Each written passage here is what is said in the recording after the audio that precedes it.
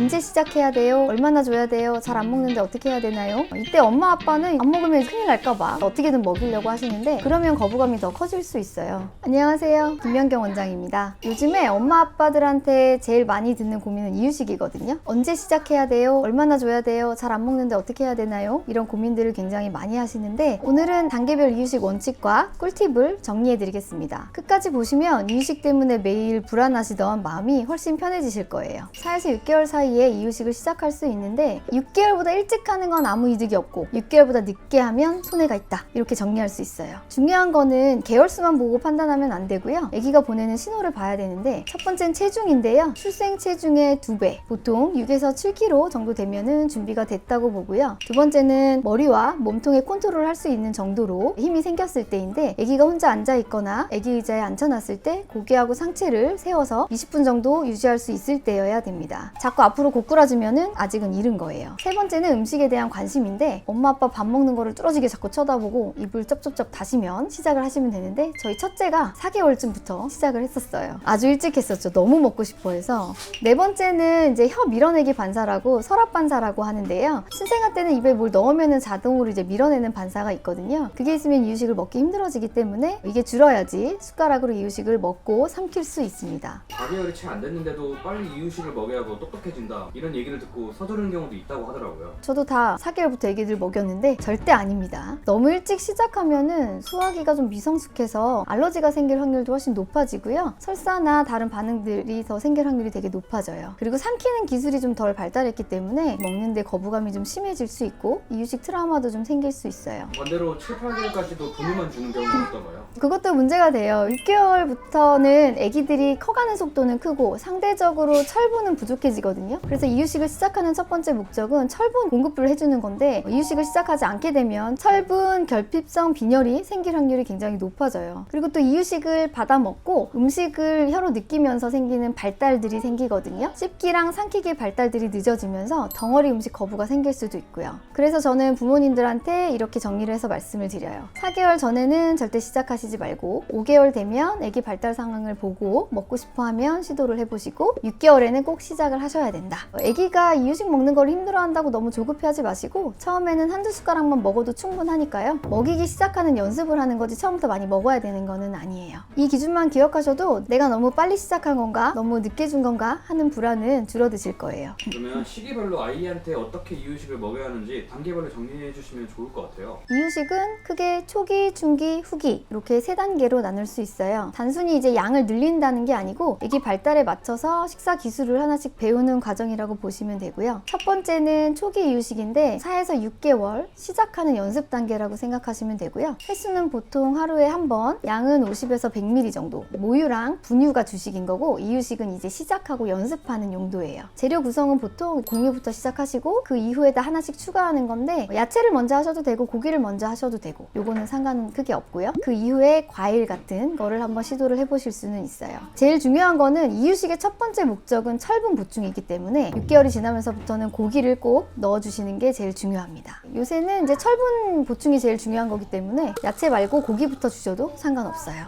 엄마들이 제일 많이 하는 고민이 애기들이 한 숟가락밖에 밥을 안 먹는데 괜찮냐고 많이 물어보시거든요. 처음에는 괜찮아요. 초기에는 먹는 양이 중요한 게 아니고 삼키는 법을 연습하는 단계이기 때문에 한 숟가락 먹고 얼굴을 찡그려도 정상 반응이거든요. 억지로 먹이기보다는 아기가 조금이라도 삼켜보는 경험 자체가 제일 중요한 거고 그게 성공한 거라고 생각하시면 돼요. 다음 중기는 본격적으로 식사에 가까워지고요. 이때 제일 중요한 거는 질감을 잘 조절해 주는 거예요. 처음에는 부드러운 죽 형태였으면 이제는 알갱이가 씹히는 형태로 꼭 바꿔주셔야 되고요. 횟수는 하루 2번으로 늘려주시고 양은 한 번에 80에서 120ml 정도로 조금씩 늘려주시면 돼요. 대신에 이거의 양이 늘으니까 수유는 천천히 애기한테 맞춰서 줄여주시면 됩니다. 이 과정을 안 하면 나중에는 덩어리 음식을 거부할 수 있기 때문에 꼭 질감 조절을 해주시는 게 제일 중요하고요. 아이가 이유식을 잘 안 먹으니까 애기들이 좋아하는 치즈나 요거트를 이제 간식으로 주는 경우가 있는데 이건 괜찮나요? 그게 흔한 실수인데요. 치즈나 요거트는 사실상 분유랑 비슷해서 이유식 대체가 안 돼요. 간식이라면은 제가 말씀드린 대로 철분이 좀 보충될 수 있는 계란 노른자나 단호박, 고구마 같은 이유식 성분과 연결되는 식품을 따로 주시는 게 훨씬 더 좋고요. 중기에는 단백질을 꼭 넣어야 돼서 고기나 두부, 계란 노른자 등을 조금씩 시도를 해주시는 게 좋아요. 철분이 부족하면 성장에 큰 영향을 주기 때문에 아직 어린데 얘 고기 삼킬 수 있나? 이런 고민은 하지 않으셔도 됩니다. 그리고 이제 9개월쯤 되면은 새끼 밥처럼 줘야 되나 이제 고민을 하시죠. 그게 맞고요. 후기에는 하루 3번, 밥 먹는 연습처럼 3번을 주시면 되고요. 양은 120에서 200ml, 수유는 토탈 400에서 600ml 정도로 줄여주시면 돼요. 이건 이제 목표이기 때문에 그 정도로 천천히 줄인다 생각하시면 되고요. 이때 후기부터는 이유식이 거의 주식처럼 역할을 하고요. 이때 제일 중요한 변화는 스스로 먹는 연습을 하기 시작하는 거예요. 핑거푸드 같은 걸 주면 아기가 손으로 직접 먹으면서 식사 기술을 배울 수 있어서 그렇게 시도를 해주시는 게 좋습니다. 후기 이유식에서 엄마들이 힘들어하는 게 갑자기 이유식을 거부하는 경우가 있다고 하더라고요.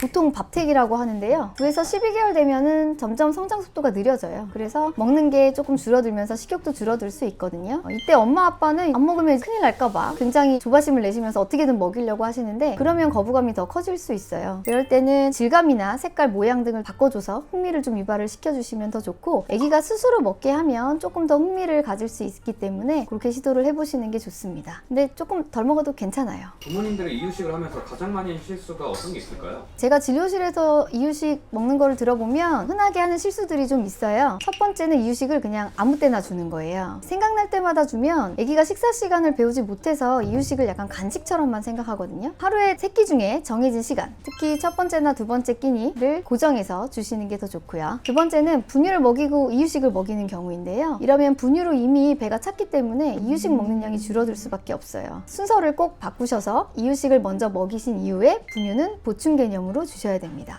세 번째는 이유식 이후에 한참 쉬었다가 분유를 주시는 경우인데요. 보통 이러면 하루 식사 횟수가 너무 많아지고 습관적으로 자꾸 군것질을 해야 되는 아기로 커버릴 수는 있어요. 정답은 이유식 직후에 분유를 이어서 줘서 한 끼로 완성을 시키는 거예요. 네 번째는 새로운 음식을 한 번에 다 포함해서 이유식을 만들어주는 경우인데요. 이런 경우에는 알레르기 원인을 찾기가 좀 힘들어져요. 그래서 3일에서 4일 정도 간격을 두고 새로운 음식들을 추가해서 이유식을 만들어서 주시는 게 더 안전합니다. 다섯 번째는 이유식을 내가 직접 손으로 만들어 먹여야 된다인데요. 제가 첫째 아기는 만들어 먹였고요. 쌍둥이들은 너무 힘이 들어서 사서 먹였는데 첫째는 제가 만들어 먹이니까 잘 안 먹더라고요. 쌍둥이들은 시판 이유식을 굉장히 잘 먹었어요. 그리고 사실 제가 좋아하는 음식들만 자꾸 넣어서 이유식을 만들게 되다 보니 다양한 음식들을 소개를 해주는 거에 어려움이 있었는데 시판 이유식을 하니까 굉장히 다양한 여러 가지 이유식을 먹게 될 수 있어서 훨씬 더 잘 먹는 게 있더라고요. 그래서 꼭 열심히 만들어 먹여야 좋은 엄마이고 그런 엄마는 아니기 때문에 시판 이유식도 상황이 된다면 섞거나 일부는 시판 이유식 이렇게 해서 먹여주시는 게 훨씬 더 애기한테는 좋을 수 있습니다.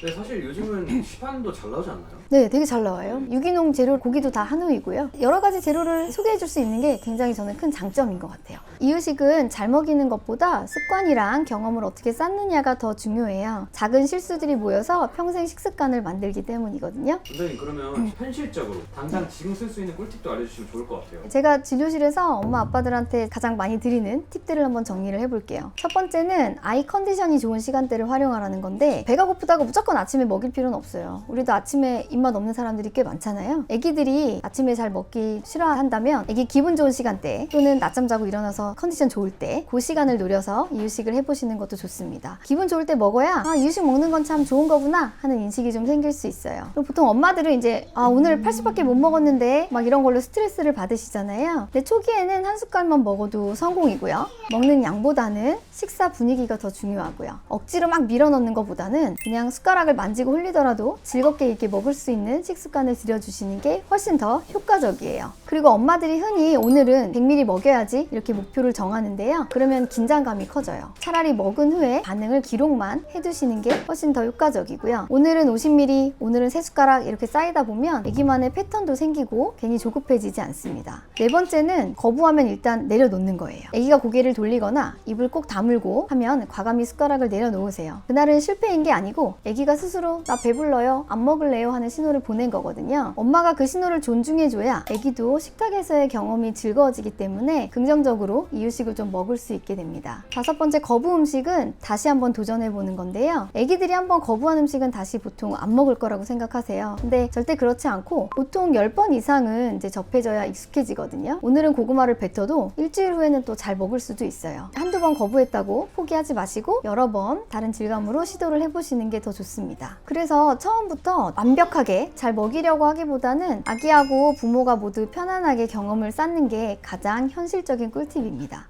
이유식은 완벽하게 잘 먹었다, 이런 성공했다, 실패했다의 문제가 아니고요. 아기하고 부모가 함께 배우고 아기가 건강한 식습관을 평생 가져갈 수 있도록 도와주는 과정이에요. 오늘 말씀드린 기준이랑 꿀팁들을 기억하시면 훨씬 아기 마음 편하게 이유식을 먹이실 수 있을 거예요. 앞으로도 아기 키우면서 꼭 필요한 건강 정보들을 제가 쉽게 풀어서 설명을 드려볼게요. 혹시 오늘 영상이 도움이 되셨다면 구독과 좋아요, 알림 설정까지 꼭 부탁드립니다. 감사합니다.